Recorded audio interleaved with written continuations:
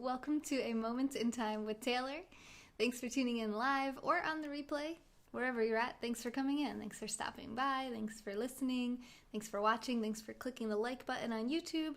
Thanks for clicking the subscribe button on my YouTube channel. Thanks for clicking follow on Periscope. Thank you for clicking share on both platforms. We're live on both. I'm live on Periscope every single day, 7 days a week for 3 hours a day. And I've been live on Periscope every single day for 3 years straight. And I read a lot of books. So here I have a book review of a book that I got from the library and have returned before reviewing. So I don't have it to show you visually, but it's called The Top 10 Distinctions Between Entrepreneurs and Employees.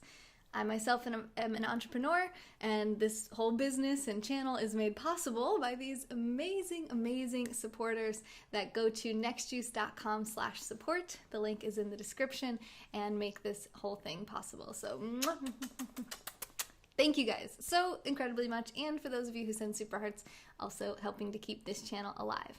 So before I dive into the book, let me just say hello to King, hello to Josh. Thank you to Mark for the first super hearts of the broadcast and of the day, and Ed with the super hearts as well. Thank you guys. This is my third book review in 1 hour, so we are killing it tonight.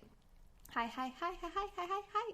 Yes, thank you. Michael, thank you for retweeting. All right, so this book has 10 chapters, 10 main points. It's a really short, tiny little book, and it's kind of funny, not really funny, but surprising how I got this book. My boyfriend went to the library with the kids and ended up finding this little book, and he knew that I was trying to get to my goal of 52 books read this past year in 2019. And he knew I liked really tiny little short books to try to kind of cheat my way to the end there and get like really short books, because I had a lot of books I wanted to read, but a lot of them were really long. So he got this book for me on a whim at the library. He had never read it. He'd never heard anything good about it. He just saw, it's about a topic that I'm interested in and business, and it's small. So he gave it to me. I actually ended up really liking it, which was kind of surprising, because when you just find a book randomly like that, it's not always an excellent book, but it was actually really good. So I'm going to tell you guys what the 10 distinctions are, and then we can discuss them as we go. If you don't want to watch the whole live stream about this, I will also provide a written review of this book to my email list, so you can sign up at nextjuice.com. It's completely free, and I only email you 3 times a year. Once every 4 months, I send out one email, and it has a review and summary of all the books I've read over that 4-month period. So you don't have to read all those books. And I like doing it, so it's a little win-win. And if you find that valuable, you can support the channel at nextjuice.com/support and help me to keep going. All right, so distinction. So the way the book goes, it's a countdown, right? So it goes from distinction 10 to distinction number 1. I'm just going to start with number 1, because I feel like when I'm giving a list, 1, 2, 3, 4, 5, 6, 7, 8, 9, 10, not really a countdown style. So distinction number 1 is that entrepreneurs take risks out of faith, and employees play it safe because of fear.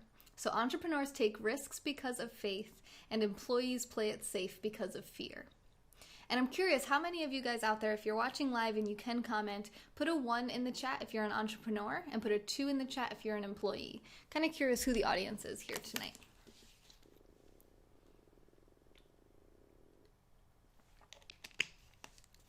What does that mean, faith? Do you have faith that your business idea is a good one? Do you have faith that your business will be successful? Do you have faith that things will turn around if you're not having great success in your business right now? Do you have faith that there will be customers? Do you have faith that your marketing and advertising campaigns will work? Most entrepreneurs are more optimistic than the general population.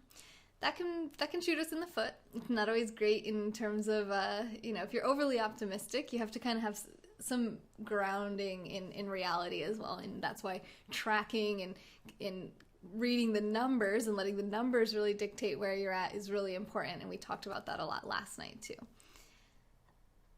Okay, hi Z. Okay, so Dave and Ed are entrepreneurs. Mark's an entrepreneur. I know Mark is an artist. All right, I know Josh is an entrepreneur. Okay. Faith or necessity. Blub, blub, blub. Yes. Blub, blub, blub. All right, focus. So, sorry. Got a little distracted there myself.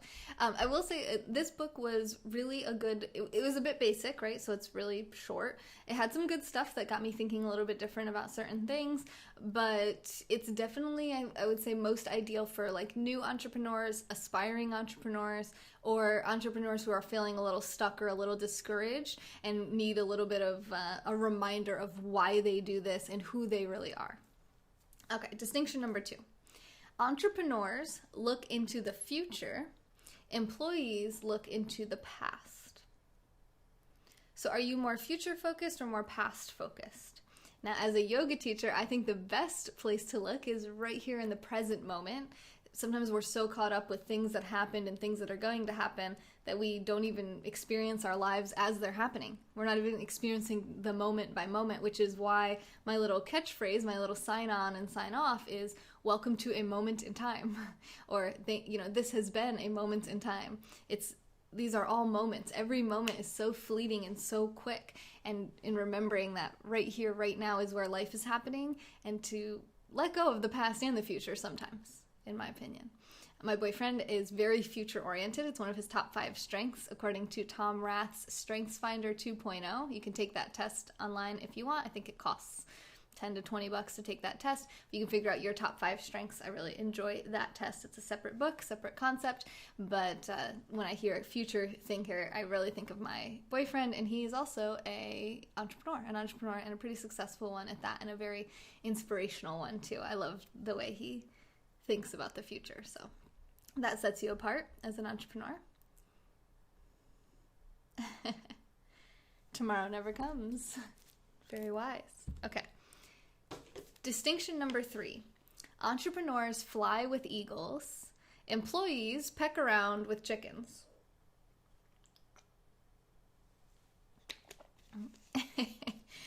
Metaphorically speaking. And that's about your peer groups. Who you spend time with. You may have heard the saying before that you are the sum of the 3 people that you spend the most time around.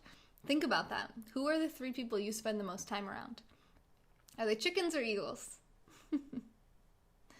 How can you elevate yourself? How can you spend time around people who they emulate the type of person that you'd like to be? Maybe you're already doing that, but if not, maybe it's time to adjust. Because the people that you're around are either going to pull you up or pull you down, depending on where they are in respect to yourself. So I think the law of 33 is a good way to think about this. 33% of your time is spent with the eagles, with those people that are going to lift you up, pull you up. 33% of your time spent with people who are at your level, people who are your peers, your colleagues, people you can kind of bounce ideas off of. You're not too worried about being compared or judging. You're kind of on the same wavelength. And then 33% of your time is more like charity, almost, spending time trying to pull others up. You don't want to spend 100% of your time with people above you, because then you might have like an inferiority complex, and you're not therefore helping to lift anyone else up or teach anyone or mentor anyone. And while I'm talking about mentoring men, I want to encourage you to mentor women. I think that a big thing that is missing here, women weren't a part of the workforce for a long period of their history. So their mothers, their grandmothers, there's not a whole lot of lineage of great entrepreneurial teachers for us as women. And we really benefit from having men who are in business to mentor us. So don't just mentor men. If you're uncomfortable with mentoring a young woman, trust your gut if you don't think you could be trusted in that situation. But I do think, I read another book called Lean In by Sheryl Sandberg, the COO of Facebook. And she talks about the importance of men teaching women, so that in the ways, in terms of like business mentorship, finance, a lot of things that men are typically dominating these industries and in these fields. And why is that? Well, spread the wealth, share it a little bit with some of the women, and see if they can take your wisdom and your advice and soar along with the eagles. Get some female eagles in there too. Chris says, my wife mentored me into doing the dishes. Apparently he needed a little help with that. Yeah. Hits a little close to home, right, Ed? So Ed, my boyfriend, said, I thought I could be trusted. So he was my business mentor, and now we're dating. So, that it might happen, but hopefully, if you don't want it to happen, it won't happen. Send all the young women to me to mentor. Are you a successful entrepreneur, Mark? What about the other 1%?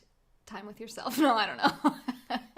it's a it's a guideline. It doesn't have to be exact. You don't have to calculate down to the minute, but just make sure you're spending some time with people in each category. I think that we so often we talk about, because that's usually what we need to focus on, and getting around people who are doing more than us, doing better than us, figuring out a way that we can get them to want to spend any time with us and to talk to us and spend their time with us, because they're probably not learning a whole lot. Of course, you can learn anything from, you can learn something from anyone, but to the point that they actually, high level people want to spend time with you. And as you elevate your level and you now want even higher level people, it's like you're just always challenging yourself outside of that comfort zone. So it's a little bit easier to spend time with your peers. So usually you don't hear a whole lot of mentorship about that or advice about that.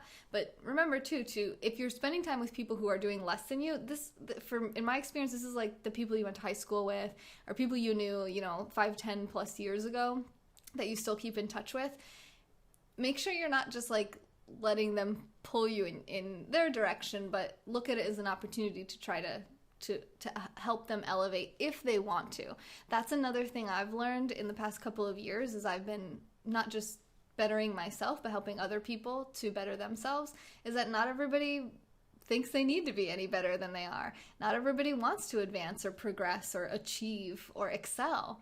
And that is like, because I have an entrepreneurial mind, I'm like, oh, I did not realize that everyone wasn't thinking that way. I thought some people didn't get ahead because they, didn't believe they could, or, certain circumstances and, failure like got them down, or fear. But it turns out from what I can tell, like some people just genuinely do not want to do much with their lives, and who knows why that is, but it's not my job to tell them why it is. So if someone tells you they don't want to change anything about themselves, okay, and ask yourself, what is the purpose of every relationship that you have? Because there's a psychological concept that says you give about 60% of your social energy to 3 relationships, and the other 40% of your social energy goes to every single other person you have a relationship with. So be mindful. Our energy is not 100% unlimited. How can we make sure that we're, with the little time that we have on this earth, how can we make sure that we're really having the most quality relationships possible? It's okay to outgrow relationships sometimes. Hi Jay, how are you? Next Juicy. We'll bring in Nexie back. All right, Z is also an entrepreneur. Cool. Oh, that's a good rule of thumb. Yeah, there you go, rule of thumb. Where's your arm? Yeah, I know, Josh. It's been like that tonight. I don't know what's up with us because I'm wearing a sweater. I have a call with that guy Sean from Palm Springs tomorrow. He's awesome. Yes, I love that. Most hidden gems are in the dirt. Check out the disadvantaged. Okay. Whenever you're faced with a choice, choose the one that costs you the most. Whenever you're faced with a choice, choose the one that costs you the most. Another Simone Weil quote. Choose the one that costs you the most. Can you expand on that? Personally, my instinct is that I don't agree with that. Okay. Distinction number 4. Entrepreneurs build wealth. Employees make money. I know it seems like we have a lot of entrepreneurs in here, right? I didn't see anyone say they were an employee, so who knows if this is any kind of eureka moment to anyone, but the concept of creating and building wealth as opposed to just getting by, living paycheck to paycheck, making money, making money so that you can spend the money, no concept of investing and growing and leveraging your money into actual long-term generational wealth. If you guys have questions, let me know, because I feel like I'm kind of preaching to the choir here, so I'm not going to dig as deep on these. Distinction number 5, entrepreneurs say, the buck stops here. Employees say, it's not my fault. So the concept of responsibility, taking responsibility for things that happen, say a failed relationship. It can be so easy to be like, well, they weren't willing to change, and they didn't want to go to counseling, and they didn't listen, they didn't blah, blah, blah. They had this problem. Okay, but regardless of that, what role did you play in that? Okay? Because you're not blameless. You're not a victim of everything that happens in your life. Some people have this victim mentality, this learned helplessness, that like this completely external locus of control. Like, I have no control over any of this. This is all someone else's fault. This is bad luck. This is just the way the world is. Well, really, you don't think you could have done anything to change any of that outcome or played any role in anything that's happened to you? Really? Or happened, anything that's happened, even if it didn't happen to you, but something that happened in your business or in your role, say you're an employee, and something goes wrong. Oh, well, it wasn't my fault. They didn't call me back on time. They didn't return, the product in time. Whatever, I don't know. Whatever happened, Taking responsibility. Stop blaming. That's a big one, yeah. I have to remind myself that sometimes. Yeah, it can be hard. It really, yeah, to think, okay, what how much of this was my fault? What did I do wrong? And that's something in Dale Carnegie's really well-known book, the How to Win Friends and Influence People, is saying sorry. That was one of the biggest takeaways I got from that book. Personally, I feel like that book's very overrated. I didn't find that book to be deeply profound, but one thing I did find pretty profound in that book was, I'm sorry. If you say I'm sorry, it's very disarming to other people. They say, oh, whoa, this person's basically taking responsibility for something, some part of this. And that's not the most common thing that happens. People oftentimes get defensive. They want to justify. They want to prove why what they did was right and why someone else is to blame. So when they say, I'm sorry, I shouldn't have done that, I shouldn't have said that, I should have handled that differently, you'll find when you do that, a lot of times the other person goes, no, I'm sorry, I shouldn't have. It's like people, they automatically want to go against whatever you say. So if you say you're responsible, they'll take the blame. Hopefully that's not the intention of you doing it, but it is really amazing how that works. And I have seen that work many times in my own life since reading that book. It's a good thing to use if you get pulled over as well. If you get pulled over, oh, I'm really sorry. The cops aren't used to hearing someone just say, I'm sorry, I did something wrong. James, oh my gosh, Happy New Year! Me! Except for in relationships. Hi, chicken! Rule number 1, never admit fault. Oh my gosh, Jacko Willink, I don't know who that is. Quality jobs. Extreme blamesmanship.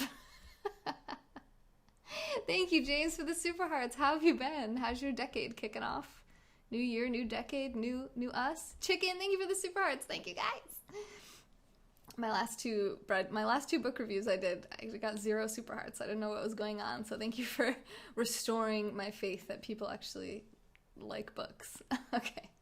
So distinction number 6. Entrepreneurs give and receive praise and correction. Employees don't praise and try to avoid correction. Interesting, Mark. For real. Yep, for real. So give and receive praise and correction rather than not praising and avoiding correction. I had dinner tonight with a friend who's a pretty high-level thinker and performer, and we were, this is what we're trying to have regular. This is our first one, but we've been trying to, and we're hoping to make it a more regular thing where we'll regularly sit down and have a face-to-face chat where we talk about high-level things. And one of the things we were talking about was how the concept that we learn the most from a mistake, and the same thing with criticism, and that the people who truly care about you will tell you how it is. They'll tell you if you're wrong. They'll say, I don't really think that's right. I don't really think that's what you should do here. And maybe you agree with them, maybe you don't, but realizing that you have to be open to that, right? You have to be open to relationships with people where they're just trying to tell you what they think is best. And that's why it's important to be around eagles, to be around high-level people, or people are at least at your level, and be able to be open to that input and not just immediately close down and get defensive and say, no, I'm going to do it the way I think. Because if you stay open, you might get some really great ideas and think, oh, I never thought about doing it that way. That makes my original idea even that much more polished and better. Or, you're really right. I need to just let this go or move on and accept that as a failure or as a loss. Could be relationships, could be a business experiment. I want all the best people to tell me all the crap I'm doing wrong. That's a great attitude to have about it, yeah. And praise. Make sure you're praising people, too, about the things you see that they're good at. Because especially, like, so say you have a friend or an employee, someone who is doing really well all the time. It can be easy to just be like, okay, well, that's just normal. And to not, like, tell them, you know, I'm really proud of you. I'm really impressed by this. I really appreciate that, you know, you are this way. And I find it very admirable. Those little words like that can go a really long way to really make someone's day and kind of encourage them in a time they might really need it and you don't even know. Because not everybody's, you know, wants to be very vulnerable and come to you every time they have a problem. So you might not really know what's going on. It's always good to, when you see something that's worthy of praise, just praise it. Praise first, doubt later. Kennedy surrounded himself with people that disagreed with him, and he got assassinated. I want all... Wait, what? I'm a high-level thinker. I'm 6'3". Passive-aggressive work environment. Eek. Ugh. Are you an employee or an entrepreneur, chicken? New year, new company, job, new insurance. Okay, so you're an employee? I know you're an entrepreneur as well. Is YouTube hashtagged for a reason? I'm live on YouTube as well, Evan. Hi, Eunice. It's easier to look at my book reviews on YouTube because they're all in a playlist. So you can kind of like play through all of them at once. So I just want to make sure people know that I have a YouTube channel because it's easier to go through a certain type of content on YouTube than on Periscope. Because Periscope's like everything just in chronological order. You can't really search through easily like you can on YouTube. So I just kind of like put it on the broadcast where I'm live on YouTube as well. I don't always, but I mean to. Okay. Distinction 7. We only have a couple left. Entrepreneurs know a little about a lot, and employees know a lot about a little. When I first read that, I completely disagreed. I thought, okay, this is completely contrary to Gary Keller's book, The One Thing. This is totally contrary to the whole concept of the smaller the niche, the bigger the rich, knowing a lot about a special industry or specialized product or service and kind of having your thing that you are known for, your one thing. So I thought, well, you're supposed to know a lot about a little. With an entrepreneur, you're supposed to kind of niche down. I was just misunderstanding what he was saying. He wasn't talking about the industry in general or the field. He was really talking about in terms of the business itself. So entrepreneurs will know like the nuts and bolts of all the different positions. You know, they might not know every single step to the graphic design process, but they kind of know like, you know, what it costs, about how long it should take for turnaround time. They know what they're looking for, what the goals are, who works there. You know, they know like a little about that and about all the other positions and all the other people they employ, and they kind of know how everything runs. So they have a bigger picture view, and they might not know a ton of depth in every single role and position, but they know a lot about they know a little about a lot. Where an employee knows their role. They know their one thing. So they have their job, and they know how to do that job really well. And that's a lot of times why when we were employees, at least I was an employee at one point, it was easy for me to sit there and say, my boss doesn't even know how to do my job. They couldn't do this if I wasn't here. And I could do their job so much better than them because I know how to do all these different jobs. Well, that's easy for you to say when you know you're not cutting all the paychecks every week. The people are the most important part and most expensive. Absolutely. Bosses hire experts. I know a little about everything. Renaissance man. Merhaba. Merhaba. Distinction number 8. Entrepreneurs, this was an interesting one. Entrepreneurs are solution finders. Employees are problem solvers. I thought they were going to say that they don't solve problems, right? So I would maybe even say they're like a fire starter. History moves in cycles, but the details change. Of course. Narita, hi! Hey, beautiful. Okay. This was probably one of the more valuable things I really learned in this book. I don't know if I learned it, but just a different way of thinking about it. So are you just trying to solve the problem? This goes to the concept that one of my friends and mentors has been kind of working with me on, with the concepts of tactical versus strategic.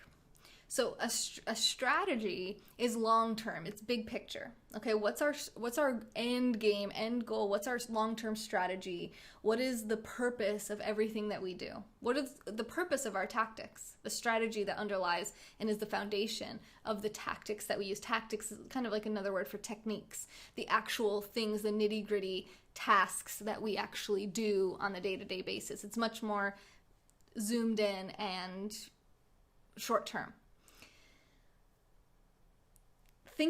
Just being tactical is being a problem solver. That's putting out the fires as they arise. Okay, this person called me, I'm going to deal with that problem. All right, this is going on, I'm going to do this. And you might be really, really good at doing that. But if there's no strategy, if there's no reason for your rhyme, however you want to say that, if there's no big picture, then it's really not getting you anywhere. It's not really getting you in the direction that you necessarily want to go. It's like the concept of building your ladder and realizing you have it up against the wrong wall. So the strategy is making sure you start building against the correct wall, and then the tactics are what builds the actual ladder. So with being a problem solver, make sure that you're finding a long-term solution so you're not dealing with this problem again. I remember when I was an employee, I would have the same problems over and over, and I was really good at solving them. But how good was I? Because I didn't stop them from continuing to happen over and over again. So what I should have done was be able to find the solution. What's the long-term, permanent solution so that this problem no longer is a problem? That's a way better way to think of it, I think.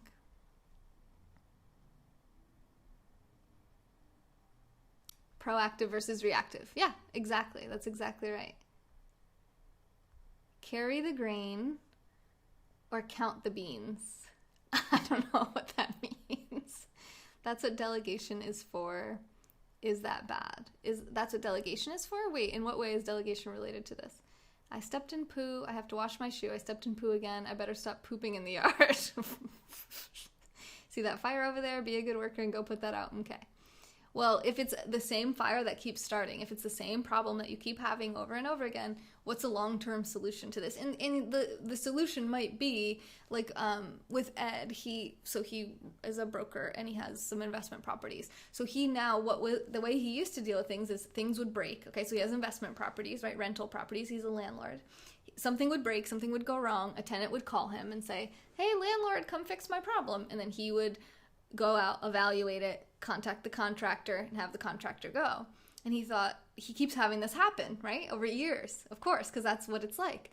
Well, he thought, well, how about this? How about I take myself out of the equation? They don't even call me, they just call the contractor. He can go out and evaluate what's wrong. So in a way, that's still delegation, right? But he didn't have to delegate it except once. So he puts him in charge of it. He gives all the tenants this guy's phone number, and now they just call that guy, and that guy takes care of it and sends Ed the bill, which was the outcome anyway. But then Ed was having to get involved. He had to spend the time to take the call, go out and check it out, figure out if he needed the contractor, which he often did, and then have the contractor go out. So now it's like maybe he's spending a couple more dollars because sometimes maybe he could have fixed it himself, but now he doesn't even have to get involved. He doesn't even have to know there was a problem. He doesn't have to take calls in the middle of the night when he's trying to relax and, put the kids to bed or whatever it may be.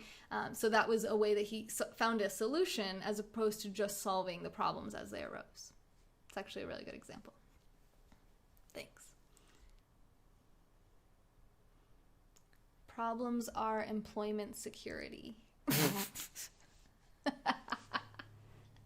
Hey, if you're employing a solution finder, then you can Periscope didn't like the poop. Wait, what do you mean? What did it time you out or something? What's going on? Good, Pat. Well deserved. Thanks. I thought so too. And thanks to Ed for actually being such a good solution finder. If you're employing a solution finder, that is good security for them because they probably have no risk of losing their job. Your security might go down. They might not want your job. They might be taking over your business, in which case that is a good thing. That's what you want. You want other people to take over your business. Okay. That's another topic. Okay. Distinction 9, 2 left. Entrepreneurs have an empowering perspective of failure, and employees see failure as bad. We already really talked about that. the best way to learn is through mistakes. When everything's going right and we're doing great, so for me personally as a live streamer, I'm getting all these super hearts, I'm getting all these sponsorships, everybody's saying all these nice things about me, the trolls are minimal, my views are out of control, my follows are out of control, everything's going great. What am I learning? Just keep doing what I'm doing. Okay, I'm going to keep doing what I'm doing. It's times like right now, I'm going through a season right now in this business where I'm questioning what's going wrong. I'm thinking, okay, we're bringing in like $2,000 a month. That's less than half of what we were holding on to, and even that was already lower than I wanted that to be. And this is where I'm going to learn a lot. This is where I'm really being challenged to grow and try new things and stay lean and cut any kind of excess and really focus on what's important and look at the numbers and see what's working and what's not, and get feedback and get mentorship and read books and try to increase the quality of the channel and the content and work on my own skills, body language. I mean, everything. Like, there's so much to learn in times of struggle, in times of hardship, where when everything's going great, I'm not really learning a whole lot. It's more like, wow, everything's great right now, So really, failure is like, it's very exciting because you're like, okay, well, I'm about to get way better at this. I'm about to level up. Things are about to get lit, hopefully. Thanks, Josh. Entry-level job pay, yeah. Good times are hex good. Wait, hex good is what? What does that mean? 2K after taxes or before? Before. 2K revenue. All right. Distinction number 10, the final one. Entrepreneurs educate themselves more than they entertain themselves. Employees entertain themselves more than they educate themselves. This is likely why we have such a high concentration of entrepreneurs in this broadcast, because there's probably a lot of really entertaining stuff on live streams right now, on YouTube, on TV, on Periscope, probably in your own house.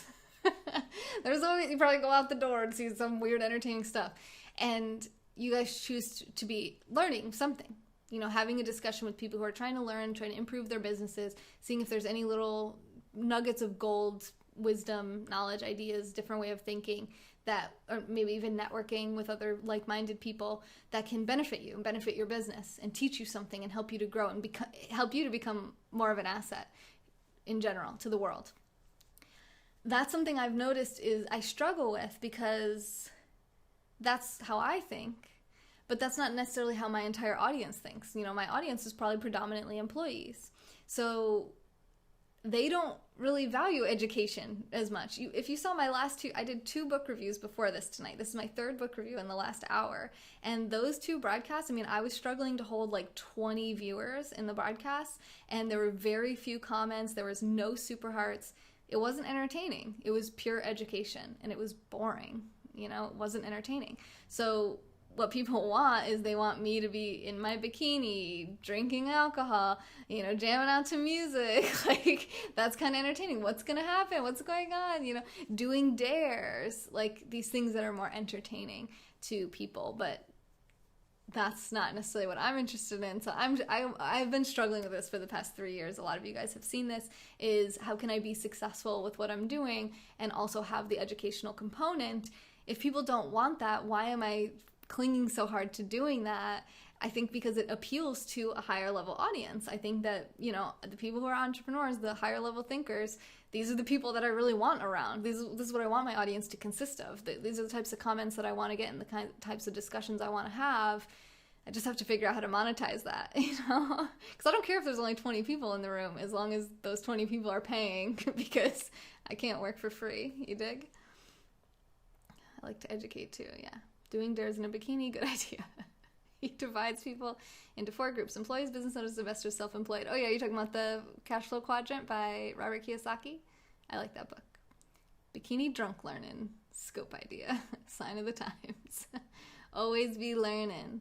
Is monthly sponsors down? I'm not sure, and this isn't entertainment? It's more education than entertainment, I would assume. Yes, okay, I'm reading back Osaka. Yeah, I have that book over there. It's a fat purple book. Let's see if I can find it on my screen. I'm being lazy. Why don't I just go get it? It's like right there. Right there? It's one of these. I think it's this one. Yeah, that's a good one. I liked it better than Rich Dad Poor Dad, honestly. I'm actually transitioning right now. I'm between small business owner and investor right now. I just started investing into a Roth IRA last year. I'm feeling really good about it. That's $4,000 pre-tax tacos. Wow, that's even worse. How's that even worse? Hi, Dave. As my grandfather said, when the fish don't bite, try new bait, fish elsewhere, or take a nap. Trust me, sometimes I do want to just take a nap. Yes. Oh my gosh, we're totally on the same page about this. It is way more practical. I totally agree with that. I don't know why Rich Dad Poor Dad is such a big deal to people. I'm like, guys, read Cash Flow Quadrant. So much better. So much better. A business is more of a system. Yes. I find you both educational and entertaining. I appreciate that, Dave. I try to do both. I think I'm better at education than I am at entertainment. But if I think the magic secret sauce, if I could do entertaining education, I think that's what a lot of teachers try to do. I just need to learn more about that, I guess. I guess I don't really study the art of teaching. I don't study teaching as much as I probably should. Not probably. I should. I can't sell a business that depends solely on me. Yep, I'm more self-employed. I've owned a business for 20 years. Yeah, so you're trying to figure out the big business owner. You're more like the overseer more than like you have to be there and really working in the business, like a dentist, a doctor. These are small business. The business cannot operate without them. So that's where you become a big business owner, where it can operate without you being there. You can go on vacation for a month and your business is fine, or a year and your business will still be fine. I've owned a business for 20 years. That's awesome. Well, thanks for coming in. Juggling flaming novels as we speed read chapters. I have a master's in education, but haven't been a high school classroom teacher since 1999. Okay, what is your business? Do I know? I feel like, is it tours? Define entrepreneur, someone who runs their own business. I've tried to grow it a few times. Yeah, that's tricky. So I read a book called Profit First, and that is the most important thing, is profit before growth, because many businesses focus on growth, and it's a lot of times this indicates, I find this a lot with people that want to run their own businesses or trying to run their own businesses. And I don't know if there's anybody in here, no offense, but it does seem like a lot of these people just don't want to work. That's why they want to run their own businesses, because they think that it's easier than working for someone else. Not the case. Not for a very long time of lots of work will you be working less than someone who works like a normal 9-to-5 job, in my experience and in everything that I read. So people they're like, okay, I want to start my business and then I want to get it running without me as soon as possible. Okay, as soon as possible might not be as soon as you think it's going to be. You gotta figure out something that really works at a high level of profit before you can just delegate the business to somebody else. As many of you guys saw, I started adding content creators to this channel. I was still going live 3 hours a day, 7 days a week like I always do, but I was also managing this content creator program. I brought on over 25 different content creators over about a year and a half, and they were each going live for an hour every week on the channel. So I thought more content, more valuable content, high quality, positive content is going to be more money. No. Not the case at all. I had to put the emergency brake on that program, end it, and figure out a different way to try to get this type of a channel to operate at that level. I'm really not sure how I'm gonna do that, but it's a good challenge to have. Enzaman, hi. I'm in three quadrants at the moment. Employee is the only one I haven't been in for the past 20 years. Nice, that's awesome. Rich Dad was his first best-selling book. Okay, you're still the best, Scoper. Thank you, Negan. Then he fell back into old habit. Wait, best I had it was with my partner Jason, who was grossing 13 to 14K a month with 3 crews, but then he fell back into old habits and it fell apart. What did you lose when he left? Getting and keeping customers and then showing a profit is something that will attract investors. Yes, but my business can't run without me, at least not at this point in time. You can take 1 week off 3 times a year, maybe more or less. You can take 3 weeks. I don't take any days off. I go live every single day, 7 days a week, 365 days a year. SoccerWorldC.com.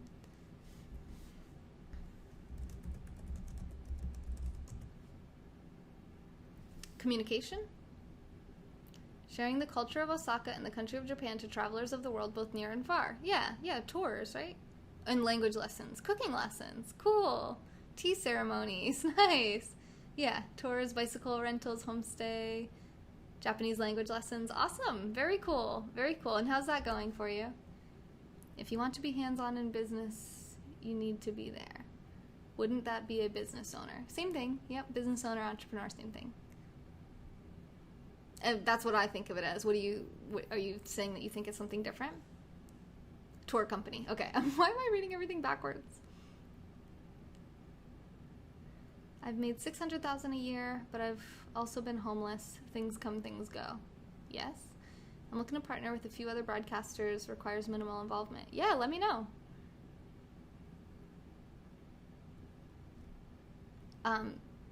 It's a pimple. Glad that you're focused on high-level ideas. Need to figure out what works. Yeah. So far, it seems like I'm still trying to figure out what was working so well in 2018 because I brought in almost $80,000 that year, but